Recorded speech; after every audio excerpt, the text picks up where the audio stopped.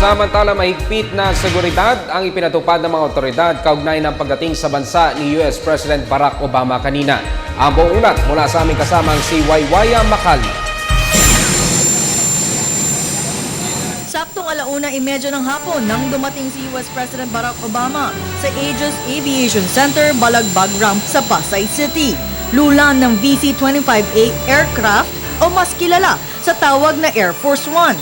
Pinangunahan ni Vice President Jejomar Binay ang pagsulubong kay Obama. Kasama rin niya sa tarmac sina Foreign Affairs Secretary Albert Del Rosario, DILG Secretary Mar Rojas, Philippine Ambassador to the US Jose Cuisia Jr. at si Major General Jeffrey Delgado.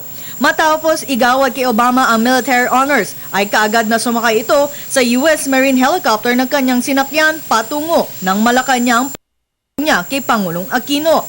Kasama nitong lumipad ang 2 Osprey helicopter bilang kanyang escort. Ibinahagi naman ni Binay ang kanyang maikling kwentuhan kay Obama.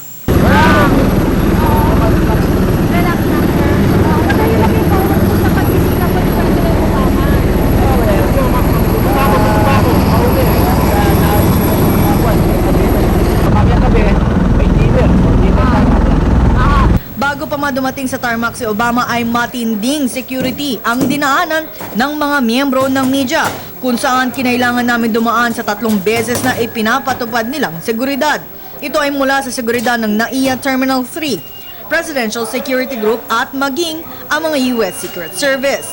Bukod dyan, mahigpit rin pinatupad ang no-fly zone ng Civil Aviation Authority of the Philippines na kung saan 30 minuto bawal magpalipad ang kahit anong eroplano sa pagdating at hanggang sa pag-alis ni Obama sa bansa. Mananatili si US President Barack Obama sa ating bansa. Ito upang pag-usapan ang mga mahalagang issue, lalo na patungkol sa West Philippine Sea. Dito, mas lalo pang mapagpapatibay ang relasyon ng dalawang bansa.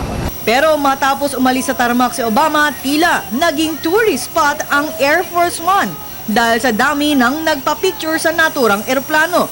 Maging ang mga kawani ng Presidential Security Group at mga taga-NAIA ay hindi pinalagpas ang oportunidad na makapag-selfie sa pinakasikat na eroplano sa buong bansa.